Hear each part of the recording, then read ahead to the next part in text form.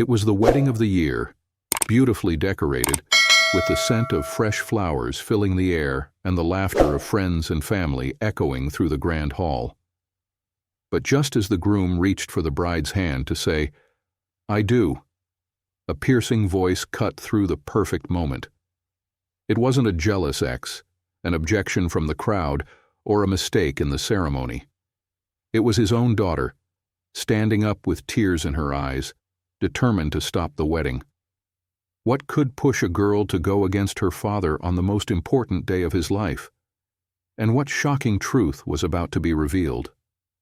The music stopped. The bride froze. The guests turned to look, their faces filled with shock. And there, standing in the aisle, was Kathy, 12 years old, trembling but determined. She said the words that would change everything. "Dad, you can't marry her." The room fell silent. Clara's radiant smile faltered for a fraction of a second before she quickly masked it with confusion. Thomas, standing at the altar, blinked in disbelief. The joy on his face melted into worry as he looked at his daughter. "Kathy," he said gently, his voice breaking the silence. "What's going on?" The little girl's chest rose and fell as she tried to steady her breathing. Her fists were clenched, her small frame trembling. She turned to face her father, her eyes wide with fear and resolve. "You can't marry her, Daddy. She's not who you think she is." The words hung in the air like a thunderclap. Guests whispered among themselves, their curiosity and unease spreading like wildfire. Clara, dressed in her pristine white gown, took a small step forward. "Kathy," she said softly, her tone laced with faint sweetness. "What's wrong, darling? Did something happen?" In just a few minutes, this wedding would go from the happiest day of a father's life to the most chaotic, life-changing moment he could never have imagined. Kathy is the only one who knows. She's the only one who sees what her dad is too blind to see. It's eating away at her, the feeling that something is off. She doesn't want to believe it. She doesn't want to ruin his happiness. But the truth is undeniable, and it's about to come out. What should she do? Should she stay silent and let her father marry a woman who isn't who she says she is? Or would she risk it all to expose the truth, no matter the cost? Let us know in the comments, and click the subscribe button as we dive deep into this story. The tension in the room was unbearable. Thomas's hands clenched at his sides as he looked between his daughter and his bride-to-be. Clara's calm exterior was beginning to crack, and the guests could feel it. Something wasn't right. This was supposed to be the happiest day of Thomas's life, a day filled with love and new beginnings. But Kathy's words had turned it into something entirely different. The truth was about to be exposed. How did we get here? How did a 12-year-old girl uncover a truth so shocking that no one else could see it?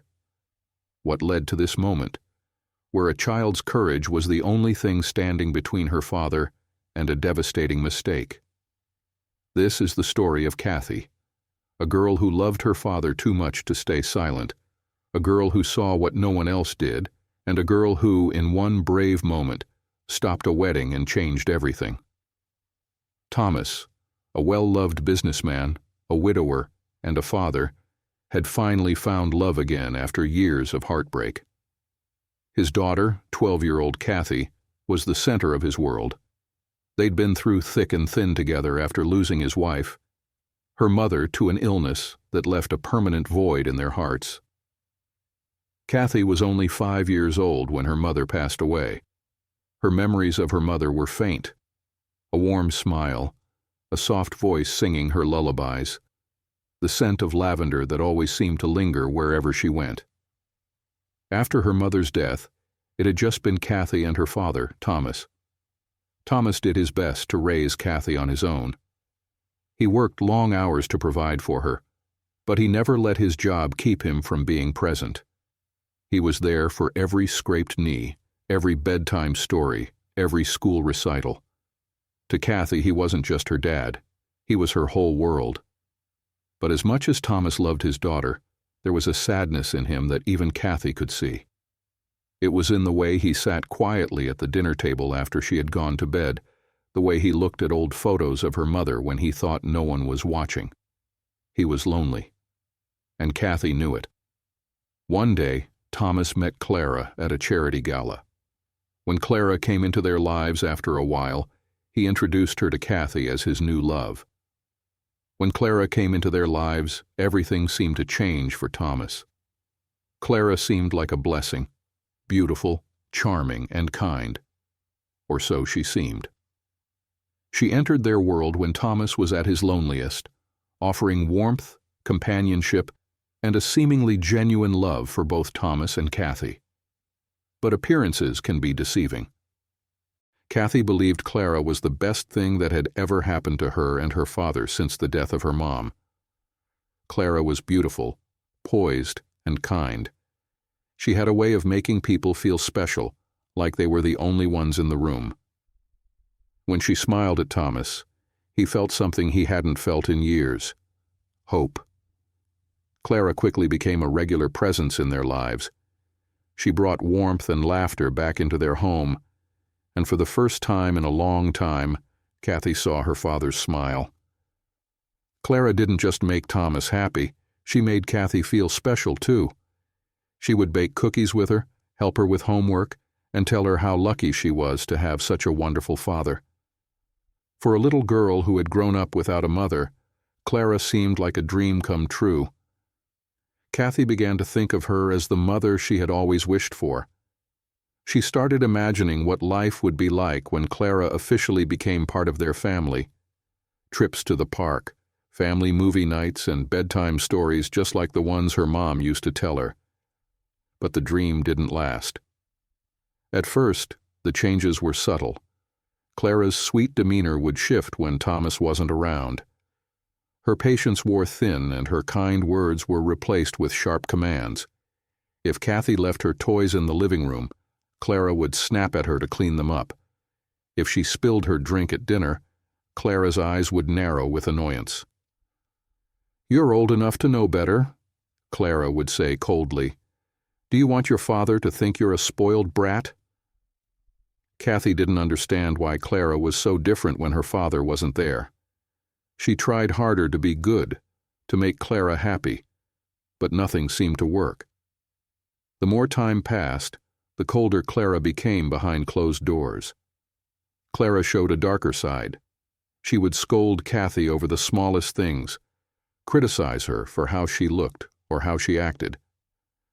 "You'll never grow up to be anything if you keep acting like a brat," Clara sneered one evening when Thomas was at work. But it didn't stop there. Clara's anger came with threats. "If you tell your dad what I say to you, I'll make sure he never believes you. He loves me more than you think, and I'll make sure you're out of this house for good," Clara hissed, her voice sharp as a knife. Then came the threats. One evening, when Kathy accidentally knocked over a vase while playing, Clara grabbed her arm and pulled her close. Her voice was low and menacing as she hissed, "Do you know how much that cost? If you ever tell your father how I talk to you, you'll regret it. Do you understand me?" Kathy's eyes filled with tears, but she nodded. She was too scared to do anything else. From that moment on, Kathy started to see Clara for who she really was. The kind, loving woman who had won her father's heart was a lie. Behind closed doors, Clara was someone else entirely, someone cruel, controlling, and manipulative. Kathy didn't know what to do. She loved her dad and didn't want to ruin his happiness. She stayed silent, thinking maybe Clara would change. But things only got worse. Clara wasn't just mean, she was dangerous. And Kathy would soon discover just how far Clara was willing to go to get what she wanted. Clara's behavior toward Kathy grew worse with every passing week. What started as cold remarks and veiled threats turned into something far more sinister. When Thomas was home, Clara was the picture of grace, doting on Kathy, laughing at his jokes, and talking about how much she loved their little family. But the moment he left for work, the mask slipped. Kathy accidentally spilled a glass of water on the kitchen counter. Clara's patience snapped. "What's wrong with you?" she hissed, grabbing a towel to mop up the spill. "Can't you do anything right?" "I'm sorry," Kathy mumbled, her cheeks burning with embarrassment. "Sorry doesn't fix it," Clara snapped. She threw the wet towel into the sink and turned to face Kathy, her eyes cold. "You're lucky your father wasn't here to see this. He'd be so disappointed." The real trouble started one evening when Thomas had to work late. Kathy was sitting in the living room drawing pictures of her family, her dad, herself, and Clara. She was trying to convince herself that things weren't as bad as they seemed, that maybe she just needed to try harder to get along with Clara. Clara walked in, her heels clicking against the wooden floor. She glanced at Kathy's drawing and frowned. "What are you doing?" "I'm drawing us," Kathy said softly, holding up the picture. Clara snatched the paper from her hands, her lips curling into a sneer. "This doesn't look like us. You made me look like a monster." Kathy's eyes widened. "No, I didn't. I just—" "Enough," Clara said, her voice low and sharp. She tore the drawing in half and tossed it onto the floor. "Let me make something clear, Kathy. I'm going to marry your father. And when I do, things are going to change around here. Do you understand me?" A nightmare. For Kathy. Kathy felt a chill run down her spine. She nodded, tears streaming down her face. "Good," Clara said, straightening up, "and clean up this mess before your father gets home. I don't want him seeing you like this." Kathy tried her best to stay out of Clara's way after that night. She avoided her whenever she could, spending most of her time in her room or outside in the backyard. The weeks leading up to the wedding were a nightmare for Kathy. Clara's behavior grew colder and more manipulative. But then, something happened that changed everything. One night, while Clara thought Kathy was asleep, Kathy overheard a conversation. Clara was on the phone in the kitchen, her voice low and urgent. "No, he doesn't suspect anything. Just stick to the plan. Once the wedding is over, we'll have access to everything. The accounts, the business, all of it." Kathy's heart pounded in her chest. She didn't understand everything Clara was saying, but she understood enough. Clara wasn't just mean or controlling, she was dangerous, and she was planning something that could ruin her father's life. Kathy knew she couldn't stay silent anymore. She had to stop the wedding. But how? How could a 12-year-old girl convince her father that the woman he loved was not who everyone thought she was? Kathy decided to start watching Clara to find evidence for her dad. But unfortunately, Clara knew Kathy was watching her, and she knew the little girl was sharper than most people gave her credit for. Kathy's presence was a problem, a threat to the smooth execution of her plan. Clara had spent months carefully weaving her web, gaining Thomas's trust, charming his friends, and inserting herself into every corner of his life. Clara knew that as long as Kathy was around, her plans would always be in jeopardy. That's when Clara decided Kathy needed to go. She decided to send Kathy off to boarding school. Clara needed to make sure Thomas believed it was the right decision. She needed him to feel like he had no other choice, and that meant framing Kathy for something big, something that would convince Thomas his daughter was acting out and needed structure. It happened on a quiet afternoon. Clara had been humming to herself, organizing some of her jewelry in the bedroom when she called Kathy in. "Sweetheart," Clara said, her voice dripping with fake sweetness, "can you help me with something?" Kathy, wary of Clara but unwilling to disobey, stepped inside. "What is it?" "I need you to hold on to this for me," Clara said, handing Kathy a velvet jewelry pouch. "Just for a minute while I finish sorting these." Kathy took the pouch without a second thought. She stood there quietly, waiting for Clara to finish. But Clara seemed to take her time. After a few minutes, Kathy asked, Can I put this down now? Of course, Clara said, smiling. Just set it on the dresser. Thank you, sweetheart. Relieved, Kathy placed the pouch on the dresser and walked back to her room, happy to be away from Clara. But what she didn't know was that Clara wasn't done. Later that evening, Clara stormed into the living room, her face a mask of shock and betrayal. "Thomas," she cried, clutching the empty jewelry pouch in her hand. "Something's missing. My necklace. The one you gave me, it's gone." Thomas looked up from his book, alarmed. "Gone? What do you mean?" "I just had it this afternoon," Clara said, her voice trembling. I don't want to accuse anyone, but I think Kathy was the last person who had it." Kathy, who had been sitting quietly on the couch, froze. "I didn't take anything," she said, her voice rising with panic. "She asked me to hold it, but I gave it back." "Is that true, Kathy?" Thomas asked, his brow furrowed. "Yes, I swear," Kathy said, tears welling up in her eyes.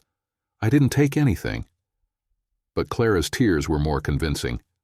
"Thomas, I don't want to believe she'd do something like this. But maybe she's struggling more than we realized. Maybe she needs help." "Structure." Thomas sighed heavily, running a hand through his hair. "Kathy, this is serious. If you did take it, you need to tell me now." "I didn't," Kathy cried. "She's lying. I didn't do anything." Clara dug through Kathy's backpack and found the necklace hidden inside. Kathy's protests fell on deaf ears. "Dad, I swear," she cried. But Clara's tears and accusations drowned her out. Clara's lips tightened, her eyes glistening with fake sadness. "Thomas, maybe we should think about sending her to boarding school, at least for a little while. It might give her the discipline and stability she needs." A breaking point that night, Kathy sat in her room, tears streaming down her face. She couldn't believe what was happening. Clara had framed her, she was sure of it.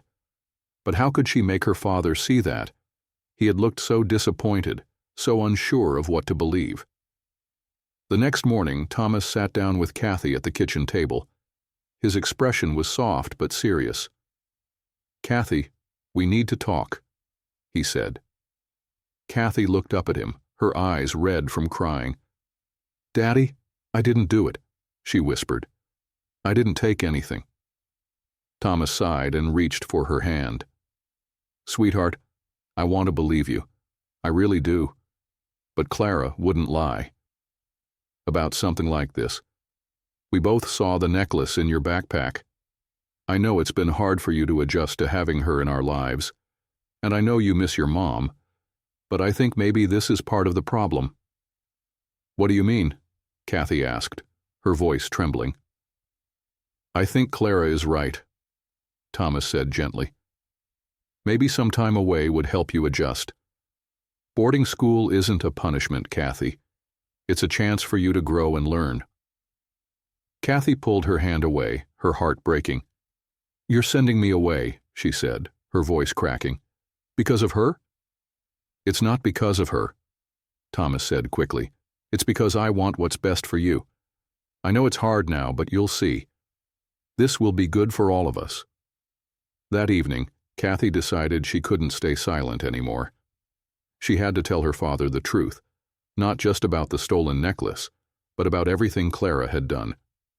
She waited until Clara was out of the house, then found Thomas in his study. "Daddy," she said, her voice trembling, "I need to talk to you." Thomas looked up from his paperwork and smiled softly. "What is it, sweetheart?" Kathy hesitated, her heart pounding. "It's about Clara." Thomas's expression shifted, a hint of frustration flickering across his face. "Kathy, we've talked about this. You need to give her a chance." "No, Daddy, listen," Kathy said, her voice rising with desperation. "She's not who you think she is. She's been mean to me when you're not around. She yells at me, and she said if I told you, you wouldn't believe me. She framed me for the necklace." Thomas frowned, leaning back in his chair. Kathy, I know this has been hard for you, but you're letting your imagination get the best of you. Clara loves you, and she loves me. She's trying her best to make this work." "She doesn't love me," Kathy cried. "She's pretending. She's only doing this to get what she wants." "Kathy, enough," Thomas said firmly. "You're a smart girl, but you're still a child. You don't understand how complicated things can be. Clara has done nothing but try to make you feel welcome. You need to give her a chance." Kathy's heart shattered. She wanted to scream, to make him see the truth, but the look on his face told her it was no use. He wouldn't believe her. Not yet. Kathy needed undeniable proof that Clara wasn't just bad news. She was dangerous. The following day, Kathy was cleaning her room when Clara's phone buzzed on the kitchen counter. Kathy glanced at it, curiosity gnawing at her. Clara always kept her phone close, almost as if she was afraid someone might see what was on it. But today, she had left it behind. Kathy hesitated, her heart pounding. She knew it was wrong to snoop, but she couldn't ignore the nagging feeling in her chest. This might be her only chance to find out what Clara was hiding. With trembling hands, Kathy picked up the phone and unlocked it using the pattern she had secretly memorized. She scrolled through the messages and froze when she saw a name she didn't recognize. Nathan. Kathy's hands trembled as she scrolled further. She had seen Clara hide her phone countless times, quickly tucking it away whenever her father walked into the room. But now, for the first time, Kathy was holding it. And what she found would change everything. Nathan's messages were direct, almost commanding. He mentioned something about signing papers before the wedding and gaining full control of the accounts. Kathy didn't understand everything, but she recognized her father's name in the conversation. They were talking about her dad's money and business. Then came Clara's response, her words cold and calculating. She assured Nathan that everything was going smoothly, that Thomas trusted her completely. Kathy's stomach twisted as she read Clara's confident declaration. "He's so blinded by love, he'll sign anything I put in front of him." Kathy's eyes widened as she scrolled further. The conversation wasn't just about money. It was about something much worse. Clara told Nathan not to worry, saying she already had the poison ready and that the plan would be executed after the wedding. Poison. The word echoed in Kathy's mind like a thunderclap. She read the message over and over, hoping she had misunderstood. But there it was, clear as day. Clara was planning to get rid of her father. The poison would be used during the honeymoon when no one would suspect foul play. As if that weren't enough, Kathy uncovered another horrifying truth. Nathan wasn't just an accomplice. He was something more. The way Clara spoke to him in the messages, the playful tone, the teasing remarks, revealed the truth. Clara and Nathan weren't just partners in crime. They were lovers. Kathy went straight to the photos on the phone, hoping to find something that would confirm what she already suspected. Her heart sank as she opened the gallery. There they were, dozens of photos of Clara and Nathan. Some were casual, like selfies taken at a restaurant or in a car. Others were more intimate, showing them holding hands or laughing together. One photo, taken in what looked like a hotel room, showed Nathan with his arm around Clara's waist. The two of them were smiling at the camera like they didn't have a care in the world. Kathy's stomach turned. She had always suspected that Clara didn't truly love her father, but seeing the proof was worse than she could have imagined. Clara wasn't just lying to Thomas. She was betraying him in the worst possible way. Kathy's breath hitched as she pieced it all together. Clara was using her father, pretending to love him while secretly plotting to take everything he had. And Nathan, he was helping her execute the plan. They were both working for Thomas's business competitors, the very people who wanted him out of the picture for good. It was all too much for Kathy to process. The woman who had been smiling at her father just moments ago playing the role of the loving fiancé, was nothing more than a fraud. Clara wasn't just after the money, she was after Thomas's life. The messages painted a chilling picture. Clara had orchestrated everything. From the moment she met Thomas, she had carefully gained his trust, playing the part of the perfect partner while secretly planning his downfall. She had been hired by Thomas's competitors to sabotage him, and now, with the wedding only days away, her plan was nearly complete. But Clara wasn't working alone. Nathan, her lover and accomplice, had been coordinating with her from the start. He was the one managing the financial side of things, ensuring that once Thomas was gone, Clara could transfer everything, the money, the business, the assets, into their hands. Kathy felt sick. The man she loved most in the world was being manipulated, betrayed, and targeted for something far worse than heartbreak, and the woman behind it all was right there in their home, pretending to be part of their family. Kathy quickly uploaded all she discovered everything and saved it onto a USB drive, including recordings of a silent call Clara took when she thought everyone was asleep.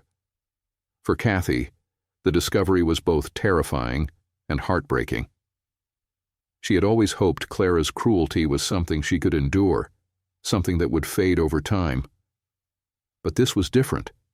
This wasn't about hurt feelings or sharp words. This was about life and death. She wanted to run to her father, to shake him and scream the truth until he believed her. But she knew she couldn't. Not yet. Clara was too clever, too manipulative. If Kathy confronted her now, Clara would twist the story, just like she always did. Kathy needed more than just words.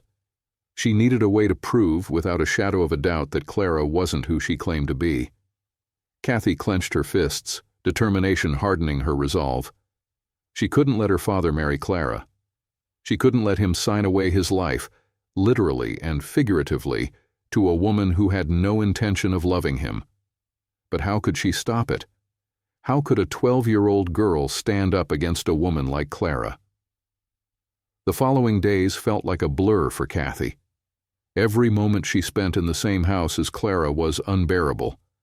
Every time Clara smiled at her father, pretending to be the perfect fiancé, Kathy's stomach churned. But what made it worse was the weight of the truth, the secrets she now carried. Clara wasn't just mean. She wasn't just manipulative. She was a cold-hearted liar, a thief, and worst of all, a murderer in waiting. Kathy knew she had to stop her. But how? Clara was clever, always 10 steps ahead. Kathy couldn't just tell her father. She had tried that before, and he hadn't believed her. Clara's web of lies was too strong, too convincing. But Kathy wasn't going to give up. She was her father's daughter, and she wasn't going to let him walk blindly into a trap. She had one goal now, to expose Clara for who she really was, and she would do whatever it took. Kathy knew the poison was real. She had seen it mentioned in Clara's messages to Nathan, but she didn't know where it was or how Clara planned to use it. She decided to search the house, starting with Clara's room. It was a risky move, but Kathy knew she had to take the chance. Late one night, after Clara and Thomas had gone to bed, Kathy crept into Clara's room. Her heart pounded in her chest as she opened the closet door and began searching through the shelves. Most of it was what she expected: clothes, shoes, and a neatly organized row of purses. But then, in the back of the closet, hidden behind a stack of shoeboxes, Kathy found a small, unmarked bottle. Her hands trembled as she held it up to the light. The liquid inside was clear, almost ordinary looking. But Kathy knew better. This was it. The poison Clara was planning to use on her father. The thought made her stomach turn. How could anyone be so evil? How could someone smile and laugh with a man while secretly planning to get rid of him? Kathy put the bottle back exactly where she found it, careful not to leave any trace of her presence. She had everything: the messages, the pictures, the poison. It was all coming together. But she still needed a plan. How could she reveal everything in a way that left no room for Clara to twist the truth? With the wedding just days away, Kathy knew she had to act fast. She couldn't let Clara carry out her plans. She couldn't let her father marry a woman who didn't love him, who was planning to poison him and take everything he had. But Kathy also knew that simply telling her father wouldn't be enough. Clara was too good at lying, too good at making people believe her. Kathy needed a way to expose her in front of everyone. The wedding would be the perfect opportunity. Everyone would be there. Friends, family, even some of Thomas's business partners. If Kathy could reveal the truth in front of all those people, Clara wouldn't be able to deny it. The lies would unravel. She wrote down everything she had heard and seen, organizing it in a way that even the most skeptical person couldn't ignore. The night before the wedding, Clara was in an unusually good mood. She hummed to herself as she set out her dress, talking about how excited she was to finally become a real family. Kathy stayed quiet, sitting at the dinner table with her father and Clara, her hands clasped tightly in her lap. "Are you excited for tomorrow, Kathy?" Clara asked, her smile as fake as ever. Kathy looked up, forcing herself to meet Clara's gaze. "Yeah," she said softly, her voice trembling just enough to seem innocent. She didn't want Clara to suspect anything, not yet. Thomas reached over and squeezed Kathy's hand. "It's going to be a beautiful day," he said, his voice full of warmth. "I'm so proud of you, sweetheart. I know this hasn't been easy, but you've handled it so well." Kathy felt a lump rise in her throat. She wanted to tell him the truth right then and there, to shout it at the top of her lungs. But she held back. She had to wait for the perfect moment. The wedding. The morning of the wedding dawned bright and beautiful. Sunlight streamed through the windows, illuminating the house in a golden glow. For most people, it was the perfect day for a celebration. But for Kathy, it felt like the calm before the storm. The house was bustling with activity. Florists arranged flowers, caterers set up trays of food, and guests arrived in waves, dressed in their finest attire. Kathy sat on the edge of her bed, clutching the USB drive in her hand. Her heart pounded as she rehearsed what she was going to say. She couldn't afford to mess this up. This was her one chance to expose Clara. From down the hall, Kathy could hear Clara's laughter echoing through the house. It was light and cheerful, the kind of laugh that made people think she was happy, kind, and in love. The wedding was being held in the backyard, under a beautiful arch covered in white roses. Chairs were lined up neatly, and the guests were seated, chatting and laughing as they waited for the ceremony to start. Thomas stood at the altar, his face glowing with happiness. He looked dashing in his suit, his eyes sparkling with a joy Kathy hadn't seen in years. Then, Clara made her entrance with a flourish. Clara's gown trailed behind her as she walked down the aisle. The guests gasped at her beauty, whispering to one another about how perfect she looked. Clara's smile was radiant, but Kathy could see the flicker of coldness in her eyes when she glanced at her. As the officiant began to speak, Kathy's hands grew clammy. Her heart raced as she looked around at the sea of smiling faces. They were all oblivious to the truth, all blind to the danger Clara posed. Kathy clenched her fists.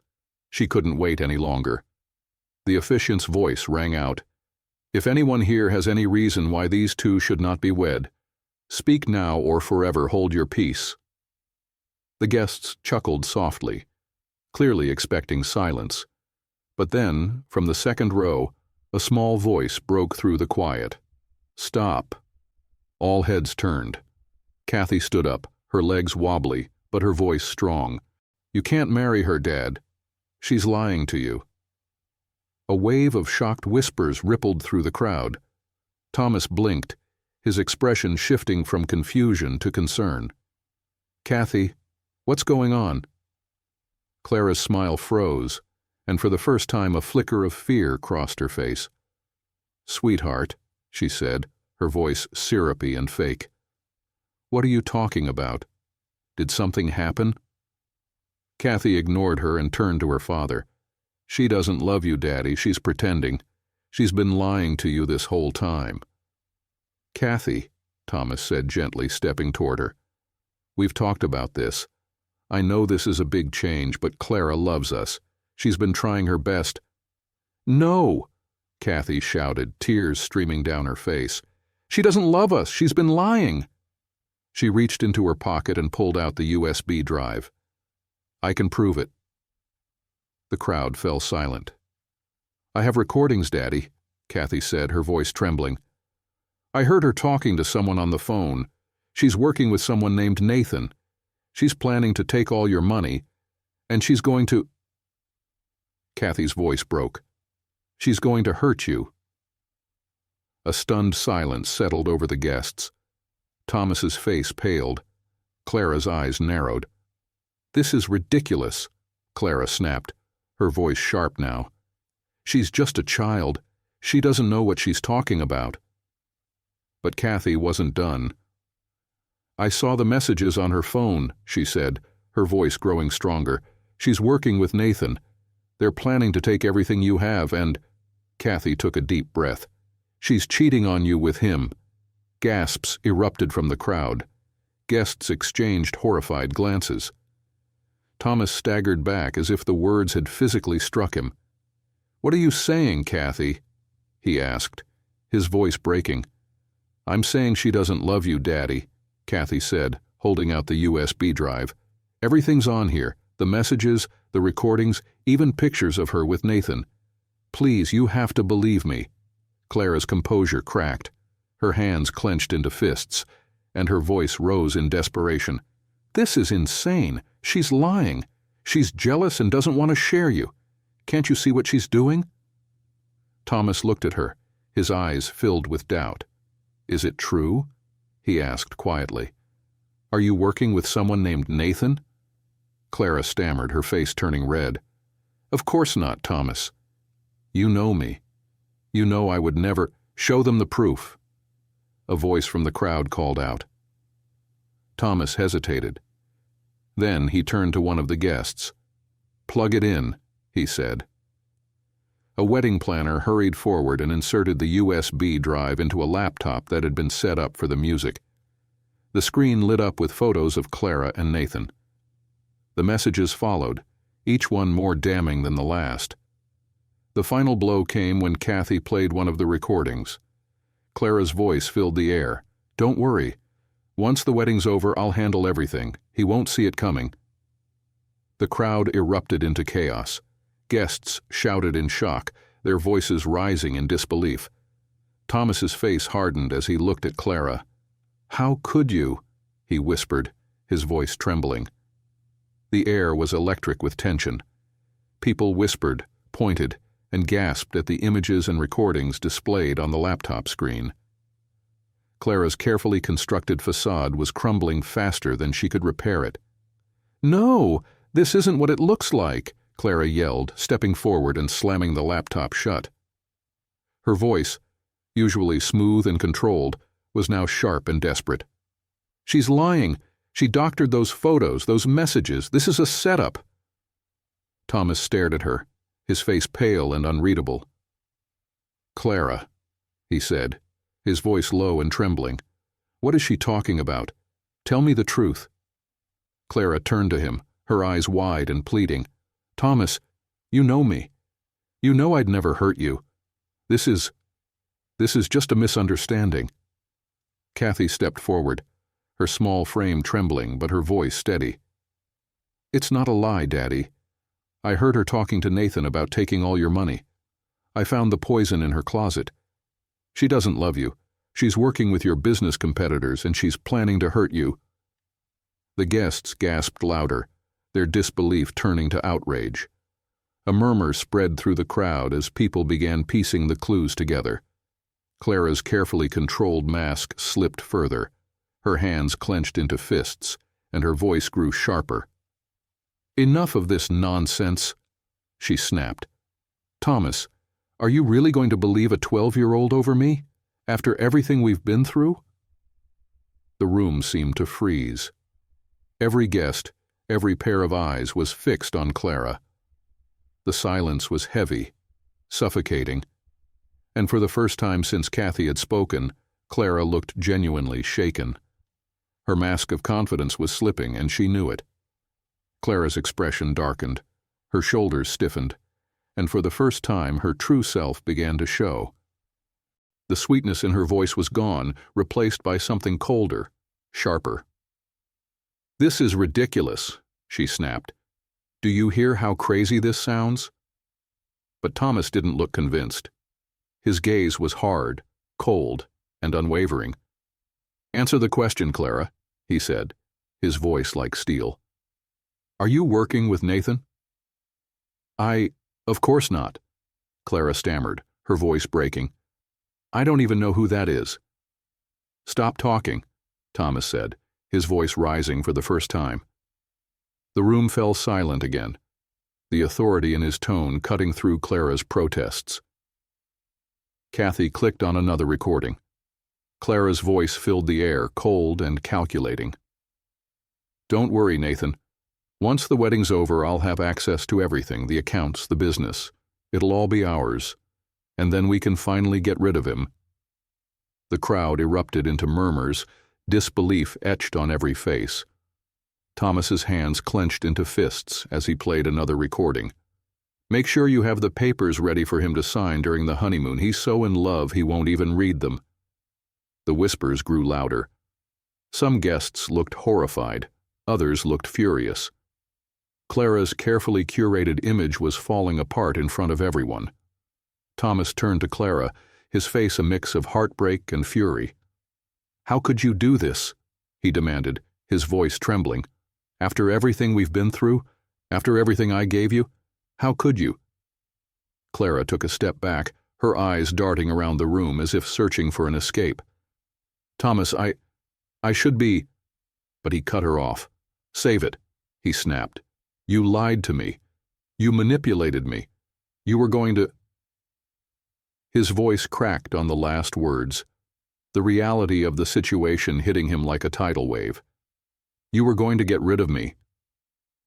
Realizing she had no way out, Clara's demeanor changed completely. The fake tears and sweet smiles were gone, replaced by pure venom. "You're such a fool, Thomas," she spat, her voice dripping with disdain. "You think this was about love? You think I cared about you?" She let out a cold, hollow laugh. "You were just a means to an end." She gestured around the room, eyes blazing with fury. "All of this," she sneered, "was just a stepping stone. Thanks to your brat of a daughter, it's all ruined." The guests gasped, shocked by Clara's sudden shift. Thomas looked like he had been punched in the gut. "I trusted you," he said, his voice barely a whisper. "I let you into my life, into my daughter's life." Clara sneered.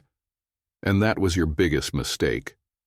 Unbeknownst to her, Thomas had dialed 911 earlier. Just as she turned to leave, the sound of sirens filled the air. Thomas's call to the police had been perfectly timed. Moments later, officers entered the backyard, their presence commanding immediate attention. One of them stepped forward. "Clara Stevenson, you're under arrest for conspiracy to commit fraud, attempted murder, and embezzlement." Clara's eyes widened in panic. "You have no proof," she screamed, thrashing as the officers grabbed her arms. "This is all lies. You can't arrest me." But her protests fell on deaf ears. The officers led her away, her screams fading into the distance as the guests watched in stunned silence. Thomas dropped to his knees in front of Kathy, tears streaming down his face. "I'm so sorry," he said, his voice breaking. "I should have listened to you. I should have trusted you." Kathy wrapped her arms around him, her own tears flowing freely. "I just didn't want to lose you, Daddy," she whispered. "I just wanted to keep you safe." "You did," Thomas said, pulling her close. "You saved me. You saved both of us." The guests slowly began to disperse, their murmurs filled with disbelief and awe. Many stopped to thank Kathy, praising her bravery and determination. But Kathy didn't care. You come first. All she cared about was that her father was safe. Thomas wasn't the type to shy away from difficult conversations. He knew he had to mend his relationship with Kathy, and he wasn't going to let another day go by without doing so. Knocking gently on her door, he waited until he heard her faint, "Come in." He stepped inside, his heart heavy as he saw her sitting on her bed, hugging a pillow tightly. "Kathy," he began, his voice soft. "I don't even know where to start. I should have listened to you. I should have seen the signs, and I'm so sorry that I didn't." Kathy looked up, her eyes filled with unshed tears. "Dad, I was so scared," she said quietly. "Clara wasn't just mean. She was dangerous. She threatened me, made me feel like I was the problem. And when you didn't believe me, I thought I'd lose you too." Thomas sat beside her, taking her hand in his. "You didn't lose me, Kathy. If anything, I almost lost you, because I was too blind to see what was happening. But I promise you this, I will never let anything like this happen again. You come first. Always." For the first time in weeks, Kathy felt a weight lift off her shoulders. It wasn't going to be easy, but it was a start. In the days that followed, the evidence Kathy had gathered helped uncover a much larger scheme.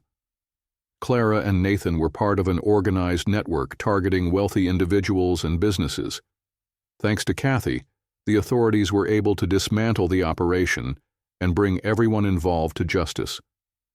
Thomas, though heartbroken, was grateful. He vowed to spend the rest of his life making it up to Kathy, cherishing the bond they had and ensuring she always felt safe and loved.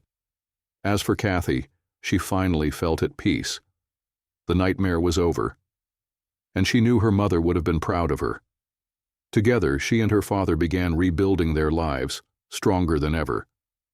Months later, as Kathy and Thomas sat on the porch watching the sunset, Thomas turned to his daughter with a smile.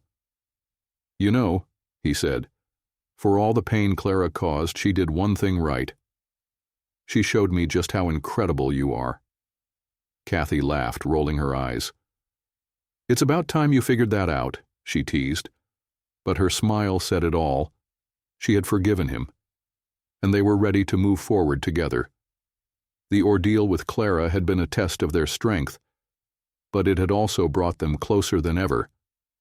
They had faced the storm and come out stronger, ready to take on whatever challenges life had in store. Sometimes the greatest battles we face aren't with others, but with ourselves. But with love, courage, and a little faith, we can overcome even the darkest of times. If this story moved you, don't forget to hit that subscribe button and join us for more powerful tales of resilience, truth, and hope. Share this video with someone who needs to hear it.